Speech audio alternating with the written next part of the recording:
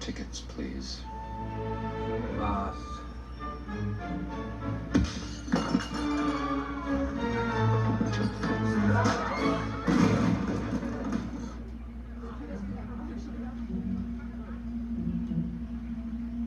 No ticket.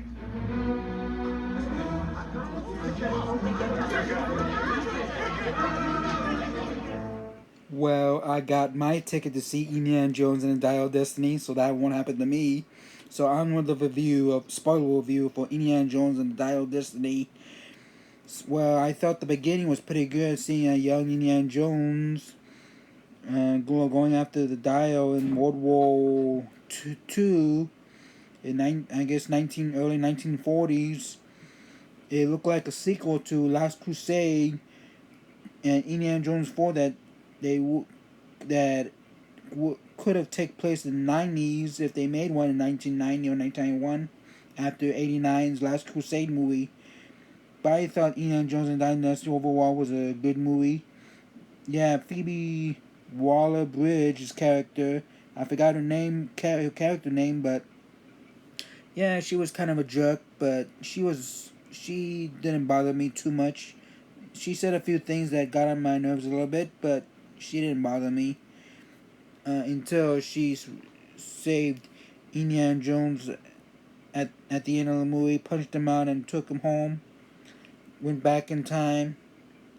So I thought overall the movie was a good movie. I give this movie 4.5 stars. It would have got 4 stars if there was more action. There's action, but the whole movie was a steady pace. They had action, but not as good as Last Crusade. And Kingdom of the Crystal Skull was more. I give that movie 4.5 stars to it. Last Crusade's action was pretty good. It's not gonna top Kingdom of the Crystal Skull. Is not gonna top it, and probably the Dial of Destiny is not gonna top it either.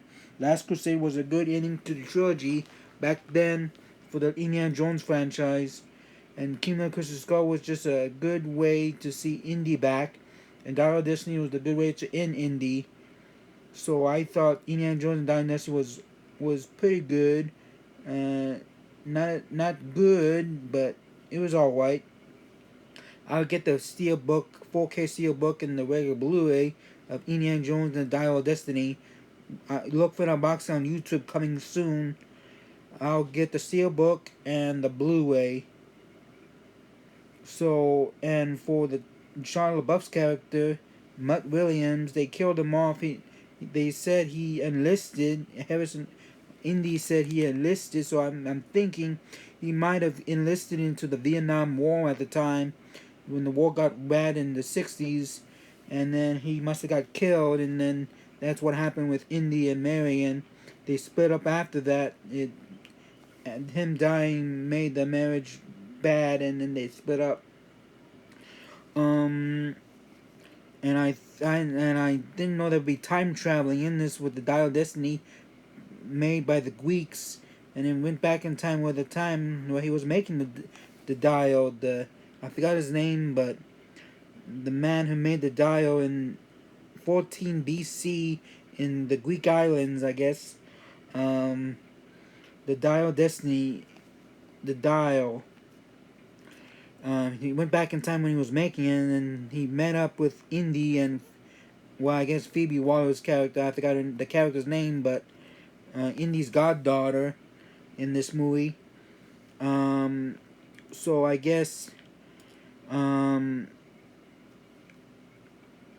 Dial of Destiny traveled back in time to that point in time. The Nazis was gonna, I guess, use it to bring back Adolf Hitler back to life, but it backfired and it took him to the point where he invented the Dial of Destiny. I call it the Dial of Destiny. I don't know what it's called. I guess it's called. I just call it the Dial of Destiny. So I guess this. I thought the movie was a good pace. I said this before earlier. Um, the action was solid. It might be a little boring for hardcore Indiana Jones fans, but if you don't mind another indie movie after all these years, after the Kingdom of the Crystal Skull happened, Some people were disappointed with that one, and maybe people will be disappointed with this one. But it's good to see Harrison Ford back as Indy one more time, for the second time in a row in this modern age. After 2008's Kingdom of the Crystal Skull, thought would be the last one. So I think one more time, one more for the world. So this is it for Harrison Ford's Indiana Jones. So, but if they do make another one with Harrison Ford, it'll be an end to the trilogy of the modern day Indiana Jones movie starring Harrison Ford as Old Indy. So, thank you for watching the video. That's the spoiler review for the video.